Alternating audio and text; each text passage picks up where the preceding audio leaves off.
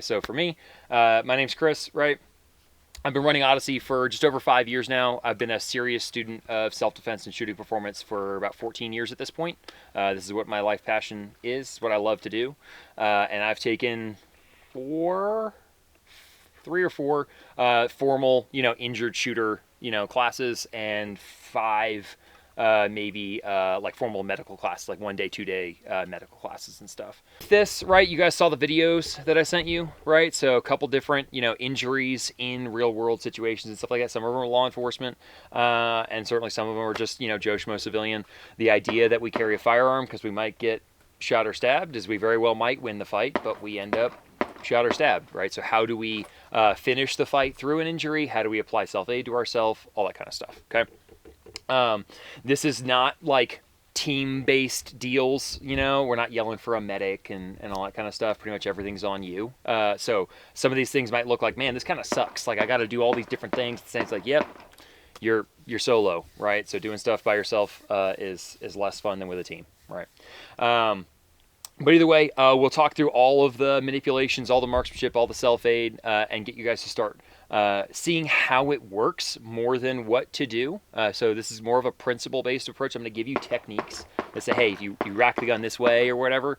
But ultimately, this is the kind of training where you start to get a little bit more inventive, where you're like, man, I got an oddball, weird situation. I need to know how to work my way through the problem one step at a time and fix it that way, okay? Injured shooter training is very much kind of exposure training versus highly developed training. This is not the thing you need to come do every year. You don't need to come to the range and like really, really work on your drills and stuff like that to have the fastest like one-handed, left-handed only draw or something like that. You just need to know how to do it and have seen it before, because if people never get this kind of training, that's where we see more failures in real life, where they don't understand how to think their way through the problem, and they kind of just sit there, right? So yeah, that's kind of background for this, okay? We're going to talk a little bit about just the principles of injured shooter training, okay? So these are the things that are going to drive kind of everything else that we're doing. Does that make sense? Again, principle-based approach. So principle number one is the gun wins the fight if you keep it in the fight. Okay, so everything that we're doing is driving towards getting the gun working. Okay, there's a lot of things you might have to do: take cover, move positions, do a tourniquet, this, that, right? All of that is there to try to keep the gun in the fight, right? So the gun wins the fight. Everything's working towards that. Does that make sense? Okay. Number two is we're always looking to either self-aid or self-extract, okay, if possible, okay? Principle three is you got to stop the bleeding, all right? There's a lot that goes into medical. If you guys know like the full March protocols and stuff like that, we're not going to go through everything today, but all those top priorities for massive hemorrhage, right? We've got to stop the bleeding as quickly as we can, okay? So that's where having good specialized equipment like purpose-built tourniquets versus improvised tourniquets and stuff like that, like you can improv something, but it's not going to fulfill that task nearly as well as a good piece of equipment, right? So when in doubt, stopping the bleeding is always going to be, number one. Does that make sense? Number four is we're always looking to balance tasks and priorities, okay? So and this goes outside of injured shooter training too, but in all these complex games, there are many tasks. There's one priority. At any moment in time, there is one thing that needs to be prioritized and done well, and then we can get back to a giant task list. So we might have a drill where it's like, man, I gotta seek cover, I gotta get a tourniquet on, I gotta load my gun, I gotta improve my position, I'm on my side, I need to stand up, all these things, right? There are many tasks. At any point in time, figure out what the priority is, right? Do that thing well and keep going. We're going to start with just a bill drill, right? So we're going to fire 6 rounds into the A zone at a pace that you can control, right? There's no par time for this. I'm not, hey, you got to do it this fast or something like that. But we're just shaking the jitters out, right? Being able to get a good, nice, clean draw. Should get 6 rounds, good recoil control. We're here at the 7-yard line, right? All right, stand by. There you go. 288, 150 first draw. Stand by. go. All alpha, 265, 148 first round. I'm doing one-handed only shooting. I'm going to take my lat. I'm going to activate that and bring my elbow down and in order to bring the gun upright. Okay, so I am not changing my body position. Okay, this is the exact same body position, and I'm bringing my elbow down and in order to keep the gun visually in the exact same plane. Does that make sense? So when I bring the gun out, I'm bringing my elbow down and in, activating my lat, and the gun's landing at the exact same visual picture every single time. Right? So what I'm going to do is I'm going to present the gun. Again, the draw stroke really doesn't matter. I'm going to fire 4 rounds into the A, and I shouldn't be more than 44 splits. Alex, you want to hit the timer for me? Shooter ready? Yep. Stand by. Maybe I think your timer turned off. Okay. Shooter ready? Yep. Stand by. All right, 1 Charlie in there. Split was a 4. 4 Yep, 1. 41, and then you hit up and down. So 41, 42, 46, 41. So I'm right there, right? And then support hand only. Shooter ready? Mm-hmm. Stand by. All right, 1 just out of the Charlie. So you're pretty similar. 0.3. Believe in you. Someone has to, I guess. Stand by.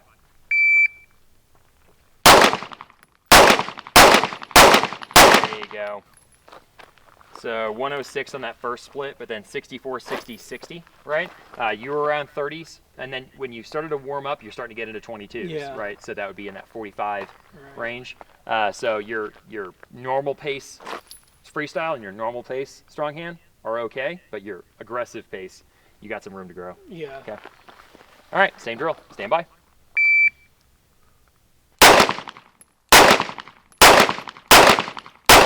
All right, holster up. First one, 111, then 89, 69, 79. So still a little bit slower. Yeah. You're right out of there by a tenth, you know, tenth and a half. Say this hand is down, right? Maybe again, I took a round through it. You talk about that guy that got all the tendons, you know, blown out on the back of his hand.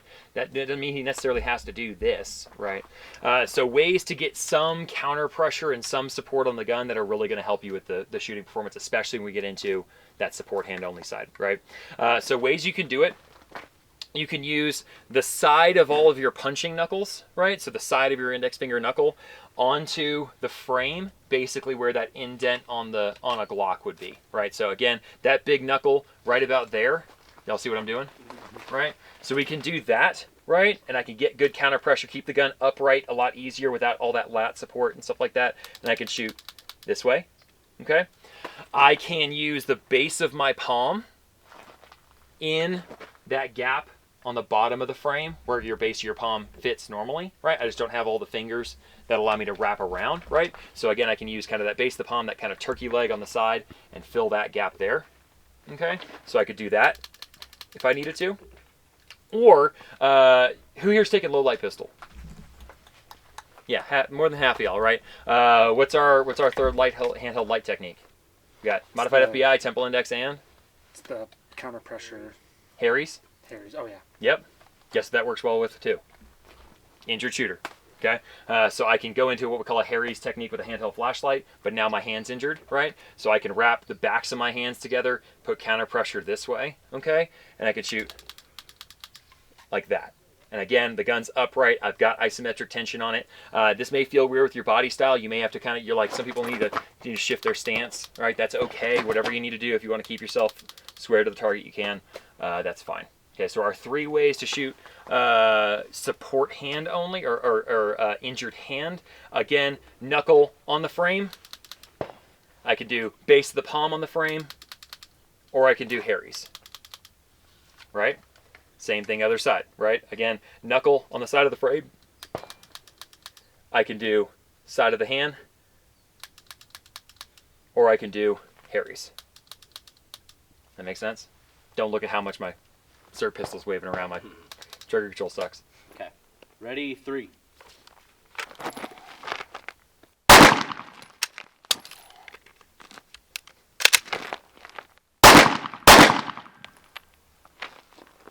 Ready, 2. You can just start calling numbers. You don't have to stand ready. 4.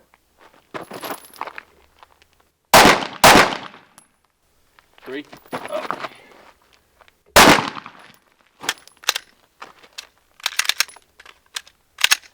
1. Okay, so y'all get the drill? Oh, okay. All right, same drill. Go ahead and holster up. I'm giving you guys an opportunity at a one-handed draw, all right? Ready? 1, 1. 3. Other side. 1. 2. 4. 1. 4.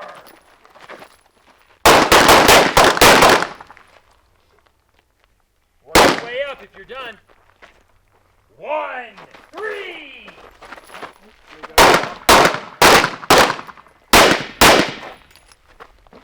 Good assessment. 2. Work your way up, Spence.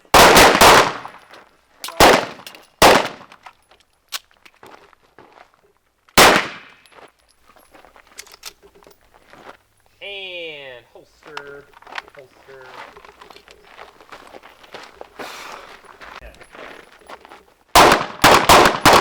Move.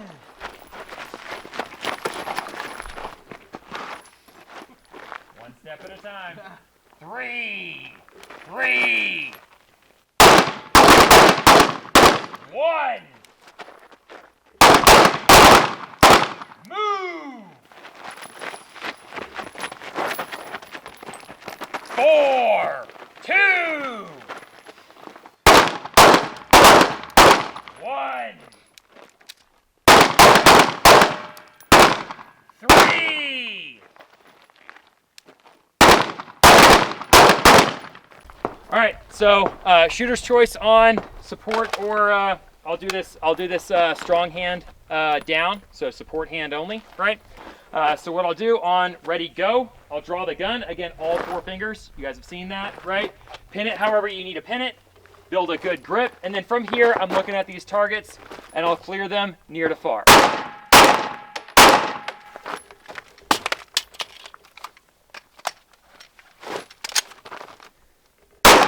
Okay, so that guy's down. I see this guy. I'll shift over here, maximize some cover, pick the right lane. All right. Man, my trigger pull sucks. Let me get one good hit. Oh my God, come on.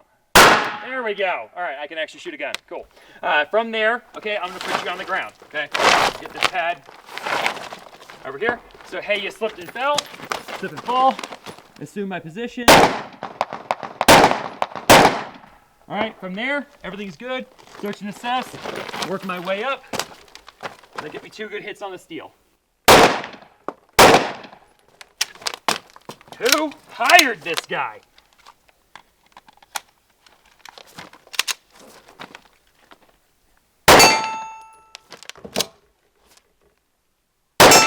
All right, great.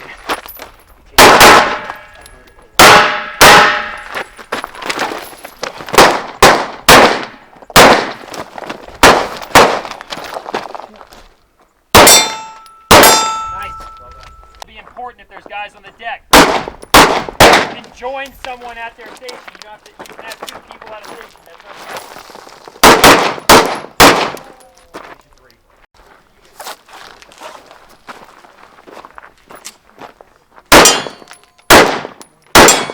Good work. Pick up the station and clear it out.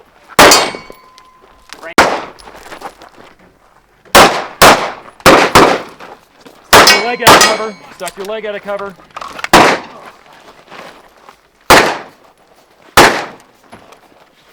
Man, that's a lot. That's a lot. That's a lot.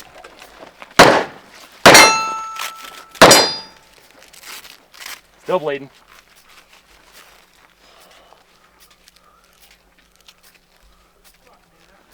And there you go. Good job.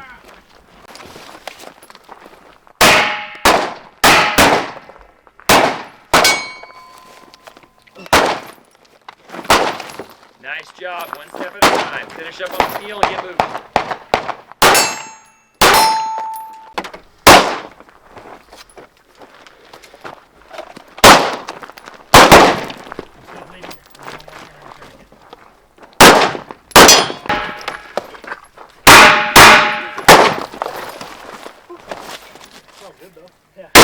got tag.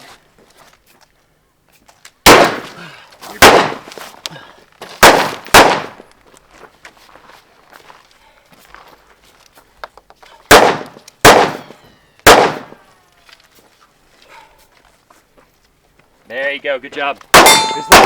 Everyone's okay. Frankie, you're up. Whenever you get some contact with him, you can go on your own. Coming to station 1.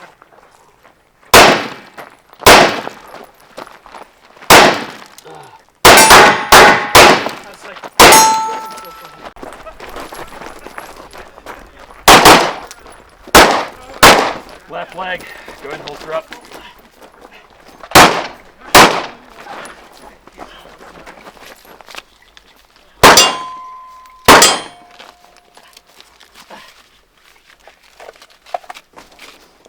Nice work. We're in the clear. Still going. Come on. You got both hands, man. Am I good? One more. One more. Oh, shit. Yep. Oh, fuck. There, it's done. All right. Put your gun out. Oh. Clean it up. Hold on. My shit just went out. Let me fix it. You got to undo your handle Oh, right. and wrap all of that. That's right. Hold on. There you go. Well, I'm still bleeding. Fucking improper TQ application, man. I had to put that right back every time. Oh, really? That would be me, yep. STI, nice. There it is. All right, thunder size. Let's finish it up.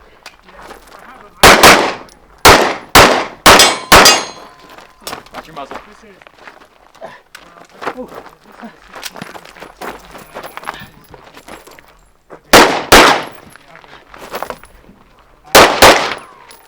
Oh, shit.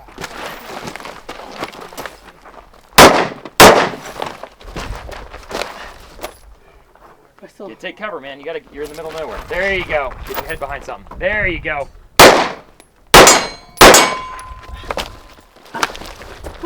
Got it. I made him put that thing on.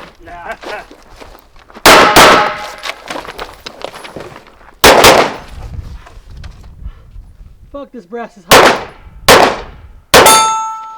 You reload, watch your muzzle. Daddy, come on. Rest of your life to figure this out. I'd rather have the leg taken out though. They both went. There you go. Oh. Holy shit. So thanks for watching the High Standards Group YouTube channel. We are here with Chris from Odyssey. Chris, why don't you tell the people about yourself? Sure. Yeah, thanks guys for coming out. My name's Chris Cook with Odyssey Training and Consulting. I run a shooting performance and self-defense training company here in Salt Lake City. I do pistol, rifle, all that kind of stuff. We're out here doing a 6-hour injured shooter workshop. As you can tell by the color of my skin, at least, right? 6 been hour, in the not sun. Sig Sauer. Six hours. Yeah, Yeah. 6 hour. Injured shooter workshop, right? So we're doing all the marksmanship and manipulations for both strong hand only and support hand only if God forbid we suffer an injury, which could be a gunshot, can be a knife cut, could be a sprained wrist or a bad fall. But how do we keep the gun in the fight when we're not at 100%? Yeah. And how long have you been instructing for? So I've been running Odyssey for 5 years now, just over 5 years, and then I've been a serious student of self-defense and shooting performance for 14 years at this point. This is this is my jam. lifelong. Yeah. I was a competitive shooter in high school. Did a lot of IDPA in high school, and then went to a military service academy for college. Okay. Got to do a little bit of like the kind of crappy government training there, and then after that started taking classes and stuff like that. Trained from some really high level people. Went combatives for a while, and now I teach all that stuff that's contextualized to civilian self-defense. So Nice. I'm Joe Schmo, not looking for trouble, right? And that's where I use guns and all Yeah. that kind of stuff. And this will be the third class that Alex and I have taken from Yeah. you. We did low light. What was the second one? I can't remember. Home defense tactics. Home defense And tactics. we did it was a pistol basics, right? The fundamentals. Maybe we did. I think we did. I don't know. Because Colton was there with us. Oh and yeah, Lance. So this is the fourth class. Yeah. EDC performance. Yeah. Yes. Yeah, we did EDC fourth So class we're is my mistake. juiced into the Odyssey system. So Yeah, if you take exactly. one of his classes, chances are we'll probably be there. Yeah. Not a bad chance. Not Yeah. a bad chance. Or you've already been in the yeah. class. No, with you us. guys have Or we're trained- just burned out on we're never gonna come again. Well, We learned everything we need to learn. I'll stop paying you. I to don't come know to about all class. that. I don't know about all that. Well, yeah, we were having conversations, right? We met over the wonderful world of the internet, and Mm-hmm. we're talking about you guys are obviously really good shooters. I'd been out trying to train yourselves, good with your EDC gear, all that kind of stuff. And I said, hey, Well, and that's kind of the thing too, is we were self-taught more or less, so to Yeah. say, and we'd never really taken any formal training. So you were kind of our first introduction into that. So it's been More or less. Yeah. And so it's been eye-opening. Not that we thought that we were the best or knew everything, but to just get different people's different takes on certain techniques, tactics, or just their knowledge that can be transferred to us. And it's a spectrum, right? Where there's some people that are really, really good and can kind of train themselves, but then on the flip side, they're like, I don't need to come to training, and it's like, well, you might be limiting your perspective, right? But then you're in a bubble, right? Exactly. The other perspective is you do have to do the work on your own, right? Like you'll never be able to become a high-level shooter if you never drive practice, never practice on your own, never try to build your own skills or develop your own capability. Yep. So there's dudes that are kind of training nerds that take a class, and never do any of the homework. And it's like, are you having fun on the range, or are you developing your own skill? And so you want to. Yeah, no, 100%. Because there's people that will take classes but never improve at shooting because they don't take people. the things that they learn in class and apply it to their shooting. Right. Or they're just, I'm like, you don't have to actually be on the range to practice these things. Yeah. One thing you'll see is I got my ass kicked today. Working with tourniquets, not my forte. That's going to change. Next time I'm around, you're going to see I'm a fucking master at Hope that. so. But You'll have the rest of your life to get one on. quite literally. And so definitely have my homework and I know what I'm going to be doing. And that's the thing about training too, is you practice that thing when you're not in an actual life or death situation. Exactly. So that you can know how to do things if a situation What was the term arises. you used earlier? Not the muscle memory, but what it's actually called. Myelination. The scientific term. So super scientific. I mean, what we're doing here as a 6-hour, injured shooter block is, again, giving you some exposure to the principles of, if I don't have the normal ambulatory hands that I normally do all my reloads, my malfunctions, tourniquet application, all those kinds of positional work, getting up off the ground, right, when you're laying on your side. Maybe you don't have an extra hand to support yourself on the way up. To give you the exposure to understand, hey, for my body style, the way my equipment is set up, how do I reload when I'm on my side? The likelihood of that happening, pretty low, right? Understanding how to do it if, God forbid, you're the dude that rolls snake eyes that day, right? We don't want to have to improv it on the fly, try to figure it out. Oh, my tourniquet's not even staged correctly. Exactly. Or how do I, which side? Oh, I got to pull it this way. It's not, you're going to see a lot of, I'm sure you've already seen a lot of that. And you touched on a really important term that I wanted to just kind of emphasize was, and I just forgot it. Wow. Myelination? No. Principles? Exposure. Oh, Sorry. yeah, exposure. Yeah, because that's really what I'm it not boils afraid. down. Let me say this. I'm not afraid to expose myself. Yeah, no, clearly. We're clearly. well aware. We're aware. I will Just never when the camera's on. I will give you exposure if But you so, ask for it. in seeking this kind of exposure to these types of training environments, again, nobody knows exactly how things are going to play out if or when a situation arises. But it exposes you to the possibilities that could play out and how you could potentially deal with them. I mean, 100%. obviously, there's not one correct answer. There is not one correct answer.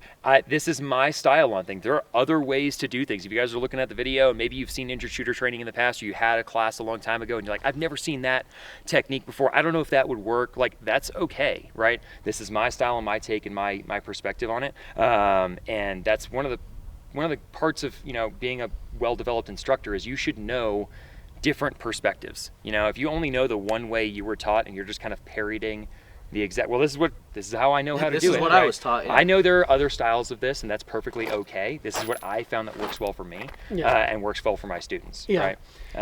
So that's if you're watching it and you're like, I don't know, oh my gosh, like I would never do that technique. That's okay. Hop it in the comments, and I'm always happy to chat on the about other it. side of that too, I'm sure a lot of people who watch this are probably a lot like we were, who were very comfortable doing the flat range stuff, never applied any of this stuff. So you saw at least 2 people getting their ass kicked today, doing something they've never done before.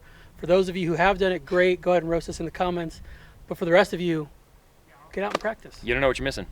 It was a ton of fun. Yeah, and we've got, I don't know if you can tell, we sprayed the fake blood. We did fake blood at the end. Putting tourniquets on. Add some realism, right? And you can see, like, when that happens, you're like, man, like that's bad. Yeah. That's real bad. Yeah. That's real bad. I got to get this tourniquet on, right? Yeah. It adds some urgency. And you'll see, you would have seen that with me, where my tourniquet busted off and I had to readjust, and I'm still getting sprayed with blood. And yeah, it adds up and it adds that pressure, but it's necessary.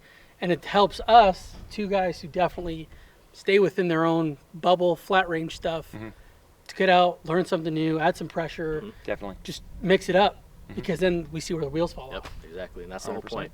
So I got one question before we close this out. Okay. When people are looking to sign up with an instructor, what should they look for in the instructor? That's a good question. Sign That's on? a good question.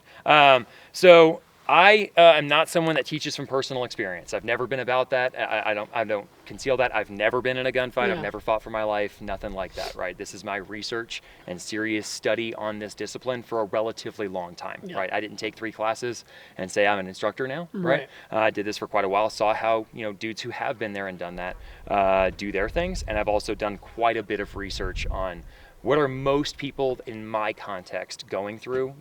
There's always that like, well, what if this happens? And well, what if that happens? And maybe there's one guy somewhere who went through that. Most of the people in my space, gas station robberies, home invasions, that's what I'm training myself to protect myself from. And that's what I'm training other people to protect themselves from, right? So for me, I have my resume up there. I would say if they've got a diverse level of classes under their belt, they're teaching stuff that they have actual, class experience on, their resume should be, on the website. In terms of, the marketing, right, it should be relatively consistent, like it should look like the same kind of stuff. Sure. And if you're able to see any of their content online, that's always a good thing, just to get a feel for their personality. Every once in a while, personalities don't mesh, and you're like, this guy A and guy B could have had the exact same class, and I just would have learned a lot more from guy B. If you can know that beforehand, that's going to save you quite a bit. But ultimately, it's kind of the same analogy that I give with holster buying, where you can't pick the perfect holster until you just start buying holsters. Yeah, you got to Try 'em out start and see what somewhere. works best for you. Exactly. Yeah. So everyone ends up with a box of holsters. That some of them are really good and some of them are garbage and stuff like that. But you got to kind of take a chance sometimes to say, hey, I'm going to get the most that I can out of this class. Maybe I don't know anyone who's taken this guy's class before, but he's in town and it's a good price. I'm free for the weekend. Why not, right? And you can certainly do that and say, oh, I got a ton out of it, or maybe I've taken classes. Maybe you won't lose that much. Right, and basically, barring any safety related stuff, Right. it's a day on the range. Yeah. So I've taken classes that I was like, man, I did not like that. I didn't like the way he structured things. I didn't like this drill. I didn't like that. They helped me become a better instructor. Yeah. They helped. I said, hey, at least I can learn, the way I would want to do things if I was in his shoes and stuff like that. So sometimes you just got to kind of take a chance. I'd rather you take some training than no training, right? A lot of guys are like waiting for that perfect class. See who's in your area, see who's local, right? I'm here in the Salt Lake area. I teach all around kind of northern Utah and stuff like that. I do private events. So, if someone's like, hey, I'm nearby, but I just can't make it out to your class, we can always get stuff set up. So yeah, definitely get in a class and get some formal training. Perfect. Well, I guess that's everything. About closes it out, yeah. Well, hey, thanks Wonderful. so much for having Great to us. see you, Always Frankie. good to see It's a you. good Always day on good the to see you, range. man. Nobody died, Alex. and we're all Nobody going home. died. We're all going home better All right. shooters. Like, so subscribe. Till next Thanks time. for watching.